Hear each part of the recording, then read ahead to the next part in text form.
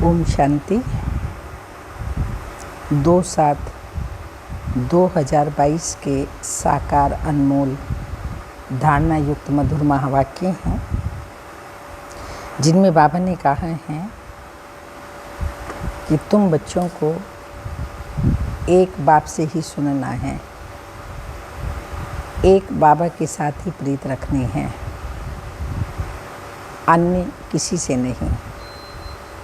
बाबा के सिवाय कोई भी देहधारी याद ना आए। देहधारी याद आया तो बाबा ने कहा ऊंच पद नहीं पा सकेंगे, अंत में सजाएं भी खाएंगे। साथ साथ बाबा ने कहा तुम बच्चे ड्रामा के राज को जानते हो, इसलिए तुम्हें पता है कि ये नाटक पूरा होता है, हमको वापस घर जाना है। तो वापस घर जाने के लिए बाबा ने कहा जो भी अपना बैगेज है सब तैयार करना है, क्योंकि बाबा आए ही हैं बच्चों को लेने के लिए। इसलिए बाप की श्री मत पर चलना है, रावण की मत पर नहीं। जो श्री मत कहती है वही करना है, आसुरी मत अर्थात रावण की मत पर बिल्कुल भी नहीं चलना है। प्रीतम बाबा एक ही बार कल्प में मिलता है, इसलिए सच्चे प्रीतम से सच्ची प्रीत रखनी है। तो सुनते हैं मधुर महावाक्य। मीठे बच्चे, माया के प्रभाव से बचने के लिए तुम घड़ी घड़ी अपने सच्चे प्रीतम को याद करो। प्रीतम आए हैं तुम सब प्रीत माओं को अपने साथ वापस घर ले चलने। क्वेश्चन, कौन सा राज जानने के कारण तुम बच्चे शांति व सुख नहीं मांगते हो? आंसर है तुम ड्रामा के राज को जानते हो। तुम्हें पता है कि ये नाटक पूरा होता है, हम पहले शांति में जाएंगे फिर सुख में आएंगे। इसलिए तुम शांति व सुख मांगते नहीं हो, अपने शांत स्वरूप में स्थित होते हो। मनुष्य तो अपने स्वधर्म को भी नहीं जानते और ड्रामा के राज को भी नहीं जानते, इसलिए कहते हैं मेरे मन को शांति दो। अब शांति तो वास्तव में आत्मा को चाहिए, ना कि मन को। गीत प्रीतम आन मिलो। ओम शांति। जैसे शास्त्रों में कोई कोई बात समझ में आती है, उसमें भी गीता में कोई कोई बात ठीक है, राइट है। वैसे गीतों में भी है। अब प्रीतम अक्षर तो ठीक कहा है, परंतु जीरा बुलावे, जीरा यानी शरीर तो बुलाता नहीं है। आत्मा शरीर में है वही बुलाती है, शरीर तो नहीं बुलाता। जीव में रहने वाली आत्मा बुलाती है, क्योंकि आत्मा ही दुखी है। पतित आत्मा कहा जाता है ना। आत्मा में ही खाद पड़ती है, आत्मा ही सतो प्रधान, आत्मा ही तमो प्रधान बनती है। सच्चा सोना ही फिर झूठा बनता है। ऐसे कभी नहीं समझना कि आत्मा निर्लेप है। मनुष्य समझते हैं आत्मा ही परमात्मा है, इसलिए निर्लेप कह देते हैं। बहुत मूंझे हुए हैं। यह किसकी मत है? रावण की मत। कंफ्यूज करना, मुझाना, ये रावण की मत है। यह है रावण की मत। ईश्वर अर्थ जो कुछ करते हैं, भक्ति आदि सब ईश्वर से मिलने अर्थ करते हैं। सबकी चाहना ही यही रहती है कि ईश्वर से कैसे मिले। इनके लिए ही यज्ञ, तप, दान, पुण्य आदि करते हैं। फिर भी ईश्वर तो मिलता ही नहीं है। अगर ईश्वर मिलता तो तीर्थों पर नहीं जाते, समझो किसी को मूर्ति का साक्षात्कार हो जाता है, परंतु वह भी ईश्वर तो नहीं मिला ना। ईश्वर को सब पुकारते हैं, हे पतित पावन, हे प्रीतम आओ, क्योंकि आत्मा को दुख होता है, शरीर को चोट लगती है तो आत्मा को दुख फील होता है। आत्मा शरीर से निकल जाती है, फिर शरीर को कुछ भी करो तो आत्मा को कुछ लगता होगा? कुछ नहीं फील होता, आत्मा तो निकल गई। आत्मा और शरीर कंबाइंड है तो आत्मा को फील होता है। तुम बच्चे जानते हो सतयुग में कोई दुख नहीं होता, क्योंकि वहाँ तो माया का राज्य ही नहीं होता। तुम पुरुषार्थ करते हो स्वर्ग में चलने का, जहाँ माया नहीं। यह माया का राज्य पूरा होने वाला है। मनुष्य तो बेचारे कुछ भी नहीं जानते, कहते हैं मन को शांति नहीं। यह नहीं कहते आत्मा को शांति नहीं, मन के लिए ही कह देते हैं। आत्मा में ही मन बुद्धि है, आत्मा ही कहती है हमको शांति चाहिए। ऐसे नहीं कि मन को शांति चाहिए, आत्मा शांति चाहती है। यह भी समझते हैं हम आत्मा परम धाम से आती है। इस शरीर में आत्मा को ऑर्गन्स मिलते हैं। आत्मा कहती है प्रीतम आन मिलो। जिया दुखी है। अब जीव और मन में कितना फर्क है। मन और बुद्धि आत्मा की शक्तियाँ हैं और यह शरीर ऑर्गन्स हैं। इन बातों को और कोई नहीं जानते। वास्तव में आत्मा का नाम लेना चाहिए। शांति आत्मा को चाहिए। अब आत्मा ऑर्गन्स द्वारा विकर्मों पर जीत पा रही है। ऐसे नहीं कि मन पर जीत पा रही है, नहीं, माया पर जीत पाते हैं। परमपिता परमात्मा की श्रीमत से बाकी मन को शांति चाहिए, ये कहना रॉन्ग है। ऐसे नहीं कि मन को सुख चाहिए। आत्मा शांति मांगती हैं क्योंकि उनको अपना शांति धाम याद आता है। अभी तुम बच्चे आत्मा और परमात्मा के भेद को जान गए हो। दोनों में रात दिन का अंतर है। ये अंतर अभी जाना है। पहले तो कह देते सबके अंदर परमात्मा है, सर्वव्यापी है, कण कण में ठिक्कर भीतर में है।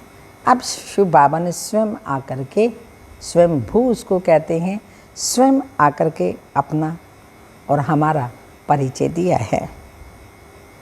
तुम बच्चे अभी आत्मा और परमात्मा के भेद को जान गए हो। बाप कहते हैं, हे प्रीतमाई, अपने प्रीतम को घड़ी घड़ी याद करते रहो। प्रीतम भी जानते हैं कि इन पर माया का बहुत वार है। घड़ी घड़ी माया भुलाकर देह अभिमान में ले आती है।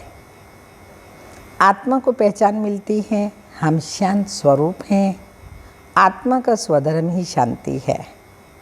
स्वधर्म को भूल आत्मा दुखी होकर पुकारती है, हमको शांति चाहिए, मुक्ति चाहिए। शांति के बाद फिर है सुख। सन्यासी तो ड्रामा के राज को जानते ही नहीं हैं। शांति देश को भी नहीं जानते। तो तुमको पक्का पक्का निश्चय है, हम आत्मा परम धाम की रहने वाली हैं। हमने 84 जन्मों का पाठ बजाया है। अब पाठ पूरा हुआ। ये आत्मा कहती है प्रीतम हमको मिला है। भक्ति मार्ग में सब प्रीतम को याद करते हैं। सच्चा प्रीतम एक है, एक का ही नाम लेते हैं। तुम सब समझते हो हमको प्रीतम मिला हुआ है। अभी साधारण तन में बैठे हैं, इनका नाम ब्रह्मा है। तुम ब्रह्मा कुमार कुमारियाँ हो तो सबको यह समझाओ। ब्रह्मा कुमार कुमारियों के आगे प्रजापिता अक्षर न आने से मूंझ जाते हैं। प्रजापिता अक्षर न होने से मनुष्य समझ नहीं सकते। प्रजापिता ब्रह्मा को तो सब जानते हैं, ब्रह्मा को फिर सूक्ष्म वतनवासी समझ लेते हैं।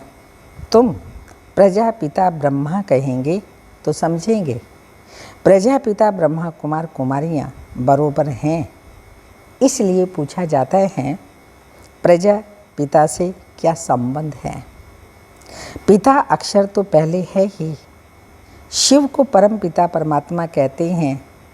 अब तुम जान गए हो, एक है परलौकिक पिता निराकार शिव बाबा, दूसरा है प्रजापिता ब्रह्मा। लौकिक बाप को तो जानते ही हैं तुमने। अब 3 पिताओं को समझा है और कोई दुनिया में नहीं जानते। सतयुग में भी परलौकिक बाप को नहीं जानते, वहाँ उनको एक पिता होता है। अब इस संगम पर तुम्हारे 3 पिताएं हैं, तीनों ही पिताएं संगम पर ही हो सकते हैं, फिर कभी हो न सके तो एक है ऊंचते ऊंच पाप, जिससे वर्षा मिलता है। दूसरा बच्चा ब्रह्मा, जिससे बच्चों को अडॉप्ट करता हूँ। ब्रह्मा मुख वंशावली गाए हुए हैं। वह ब्राह्मण लोग सिर्फ कहते हैं हम ब्रह्मा की औलाद हैं, परंतु ऐसा नहीं समझते कि हम ब्रह्मा की मुख वंशावली हैं। वह तो है ही कुख वंशावली। मुख वंशावली सिर्फ इस समय ही होते हैं। शिव के लिए मुख वंशावली नहीं कहेंगे, उनको सब फादर मानते हैं। तो 3 पिताएं हैं, शिव बाबा की और प्रजापिता ब्रह्मा की सब संतान हैं। लौकिक में तो है ही, तो यह पक्का याद करना चाहिए। फिर समझाया जाता है परम पिता शिव बाबा का कोई बाप टीचर नहीं है। वो बापों का बाप, पिताओं का पिता, टीचरों का टीचर और गुरुओं का भी सतगुरु एक निराकार शिव बाबा ही है। यह भी उस बाप को याद करते हैं। वही परम पिता भी हैं, परम शिक्षक भी हैं। रोज शिक्षा दे रहे हैं भिन्न भिन्न प्रकार की। तुम जानते हो कि प्रीतम हम प्रीतमाओं को बैठ समझाते हैं, वही पतित पावन हैं, हमको ले जाने के लिए आए हैं, दुख से छुड़ाते हैं। तुम जानते हो अब यह दुख की नगरी बदली होकर सुख की होगी। रावण राज्य खत्म होना है, आखिरी मौत तो आएगा जरूर। रावण का बुत भी यहाँ ही बनाते हैं। राम राज्य और रावण राज्य, तो बाप आकर समझाते हैं इस रावण ने ही तुम भारतवासियों का राज्य छीना है। हार और जीत तुम भारतवासियों की ही होती है। रावण के आने से तुम वाम मार्ग में चले जाते हो। रजो तमो होते होते तमो प्रधान हो जाते हो। रावण को तुम यहाँ जलाते हो, बरोबर रावण राज्य है। बाकी सीता आदि को चुराने की बात नहीं है। आत्मा रूपी सारे विश्व में सीताएं हैं, और जिन आत्मा रूपी सीताओं को रावण ने कैद किया हुआ है, अर्थात 5 विकार हर आत्मा के अंदर हैं। 5 विकार नर में और 5 विकार नारी में। इसलिए इनका प्रतीक, बुराइयों का प्रतीक रावण को 10 शीश दिखाते हैं। तो एक सीता की बात नहीं है, लेकिन सब आत्मा रूपी सीताओं को रावण ने अपने कब्जे में किया हुआ है। हर आत्मा विकारों के वशीभूत है। रावण को तुम यहाँ जलाते हो, बरोबर रावण राज्य है। बाकी सीता आदि को चुराने की बात नहीं है, ये तो रावण राज्य ही है। सब मनुष्य मात्र रावण के राज्य में है। रावण राज्य में है दुख, राम राज्य में है सुख। राम भगवान को ही कहा जाता है। तुम्हारी बुद्धि वहाँ चली जाती है और कोई की बुद्धि में ये बातें हैं ही नहीं, तो बाप ही आकर पारस बुद्धि बनाते हैं। बरोबर नाम ही रखा जाता है पारसनाथ।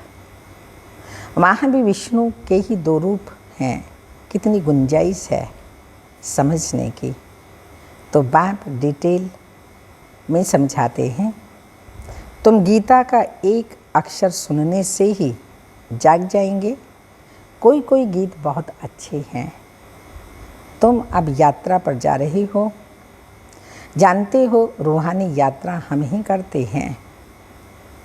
बरोबर हम सब आत्माओं का पंडा एक ही है। अब तुमको दुखों से लिबरेट कर ले जाते हैं। सभी का गाइड वह एक ही है। सबको वापिस मुक्ति धाम में ले जाने खुद आते हैं, जबकि इनको सबकी सदगति करने आना ही है। तो ज़रूर किस रूप में आएगा ना, घर बैठे इनको आना ही है। बरोबर शिवरात्रि गाई जाती है। शिवरात्रि गाई जाती है। कोई से भी पूछो कि शिव तो निराकार हैं, फिर उनकी रात्रि कैसे होती है? जिनका नाम रूप नहीं, फिर उनकी रात्रि कैसे होगी? तो लिंग भी दिखाते हैं। उनका नाम भी है, रूप भी है, देश भी है, और कब आते हैं वो समय भी है। उनकी महिमा भी गाते हैं। महिमा गाइए। सुख का सागर, शांति का सागर, प्रेम का सागर, ज्ञान का सागर, पवित्रता का सागर, सर्वशक्तिमान। और अपने लिए क्या कहते हैं? तो ज़रूर बाबा सुख देगा ना।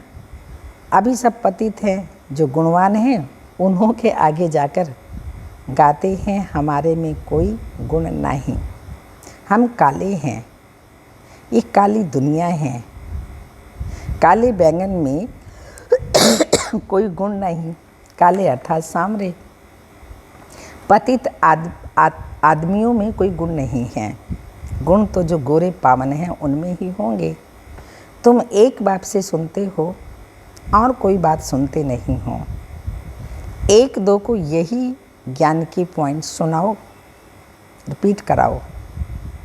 यहाँ जो सुख तुमको मिलता है, यहाँ जो धारणा होती है वो बहुत अच्छी है।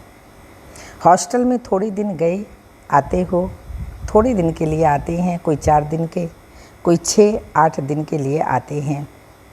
वह बैठ बाप से सुनते रहते हैं। तो यह निश्चय हो जाए कि हम माता पिता के साथ घर में बैठे हैं। ये ईश्वरीय घर है। दर कहो घर कहो बात एक ही है। दर में आया तो घर में भी आया, दर से अंदर घर में आया। दर माना देहली, दरवाजे को देहली कहते हैं।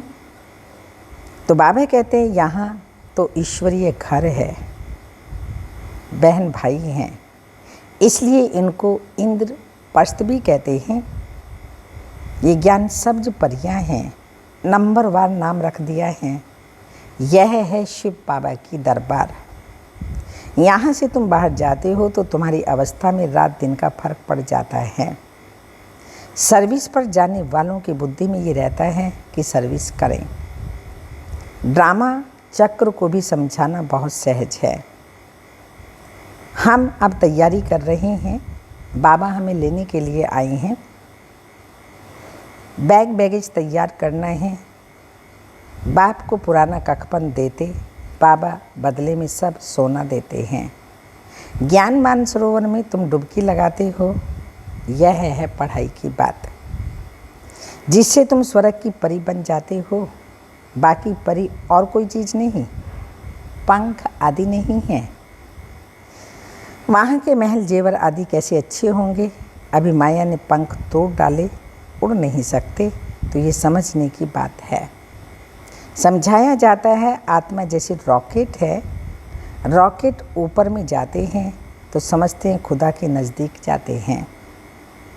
अब खुदा वहाँ कोई बैठा है क्या? ये सारी पलटन आत्माओं की जाती है। बुद्धि में आना चाहिए, बाबा हमारा पंडा है। ढेर की ढेर आत्माओं को ले जाते हैं। बाप कहते हैं मेरा काम ही यह है, मैं सहज राजयोग और ज्ञान सिखलाता हूँ। मैं 84 जन्मों का पाठ नहीं बजाता। जो मैं रिपीट करता हूँ जैसे तुम्हारी आत्मा में 84 जन्मों का पार्ट है जो मैं रिपीट करता हूँ। तुम्हारा पार्ट जास्ती है, मैं तो आधा कल्प के लिए वानप्रस्थ में बैठ जाता हूँ। तुम्हारा ऑलराउंड पार्ट है। कहते हैं भगवान को प्रेरणा आई सृष्टि रचने की, समझते ही नहीं। बाप कहते हैं मेरा पार्ट आता है तो मैं इस साधारण तन में आकर तुमको राजयोग सिखलाता हूँ। मैं गर्भ में तो आऊँगा नहीं, जरूर मनुष्य तन में ही आकर राजयोग सिखाऊँगा या कच्छ मच्छ में आऊँगा। मैं पतित को पावन कैसे बनाता हूँ यह भी तुम जानते हो। शिक्षा पाठ देता हूँ। परम पिता परमात्मा आकर सहज राजयोग और ज्ञान सिखला रहे हैं, विश्व का मालिक बनाते हैं। इनको जादूगर भी कहते हैं क्योंकि नर को स्वर्ग बना देते हैं। तुमको सारा राज अच्छी रीति समझाते रहते हैं। सृष्टि का विनाश कैसे होगा, ये आपस में कैसे लड़ेंगे, रक्त की नदियाँ कैसे बहेंगी, फिर दूध घी की नदियाँ बहेंगी, तो यह बाप बैठ समझाते हैं। पांडव लड़ते हैं क्या? बाप कहते हैं देह अभिमान छोड़, मामी कम याद करो तो अंत मति सो गति हो जाएगी। तत्व योगी समझते हैं हम ब्रह्म में लीन हो जाएंगे, परंतु ब्रह्म में लीन अथवा ज्योति में कोई समाते नहीं हैं। बाप कहते हैं मन मना भाव, सिर पर बोझा बहुत है, याद से ही विकर्म विनाश होंगे, नहीं तो धर्मराज द्वारा बहुत सजाएं खानी पड़ेंगी। हमको तो बस शिव बाबा की याद में जाना चाहिए। अगर बहुत समय से याद नहीं करेंगे तो पिछाड़ी में वह अवस्था नहीं रहेगी। बहुत सन्यासी लोग भी ऐसे बैठे जाते हैं, तो भक्तों की भी महिमा कोई कम नहीं है। फिर भी पुनर्जन्म तो सबको लेना ही है। अब बाप कहते हैं हम सब आत्माओं को साथ ले जाऊंगा। रात दिन यही चिंता रही कैसे बाबा का परिचय दे। सब बाबा के साथ चले, सबको ये बाबा का परिचय देना है। अच्छा, मीठे मीठे सिक्के लदे बच्चों प्रति माता पिता बाप दादा का याद प्यार, गुड मॉर्निंग, डायमंड मॉर्निंग। रूहानी बाप की रूहानी बच्चों को नमस्ते। हम रूहानी बच्चों की रूहानी माता पिता बाप दादा को याद प्यार, गुड मॉर्निंग, डायमंड मॉर्निंग, ओम नमस्ते। धारणा के लिए मुख्य सार है, एक बाप से ही सुनना है और कोई से कोई बात नहीं सुननी है। ज्ञान ही मुख से रिपीट करना और कराना है। सेकंड पॉइंट, बाप के साथ वापस जाने के लिए हैं, बाबा के साथ वापस जाने के लिए, और जाना ही है सबको बाबा के साथ। तो बाबा के साथ वापस जाना, इसलिए पुराना कखपन दे बैगेज ट्रांसफ़र कर देना है। सबको बाप का परिचय मिल जाए, इसी एक चिंता में रहना है। वरदान, सदा सर्व प्राप्तियों की स्मृति द्वारा मांगने के संस्कारों से मुक्त रहने वाले संपन्न व भरपूर भाव। एक भरपूरता बाहर की होती है, स्थूल वस्तुओं से, स्थूल साधनों से भरपूर, लेकिन दूसरी होती है मन की भरपूरता। जो मन से भरपूर रहता है उसके पास स्थूल वस्तु या साधन नहीं भी हों, फिर भी मन भरपूर होने के कारण वे कभी अपने में कमी महसूस नहीं करेंगे। वो सदा यही गीत गाते रहेंगे, सब कुछ पा लिया। उनमें मांगने के संस्कार अंश मात्र भी नहीं होंगे।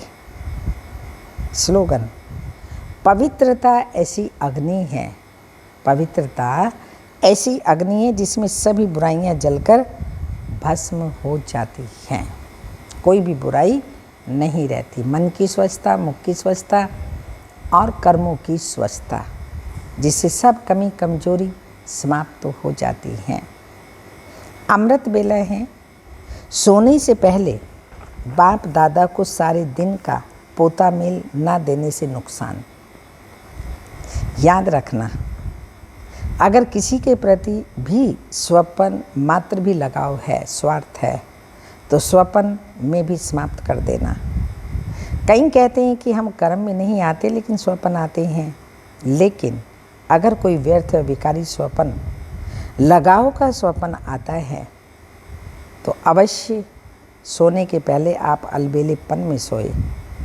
कई कहते हैं कि सारे दिन में कोई मेरा संकल्प तो चला ही नहीं, कुछ हुआ ही नहीं, फिर भी स्वपन आ गया। तो चेक करो। सोने समय बाप दादा को सारे दिन का पोता मेल देकर खाली बुद्धि होकर के नींद की? ऐसे नहीं थके हुए आए फिर बिस्तर पर गए और सो गए, तो यह भी अलबेलापन है।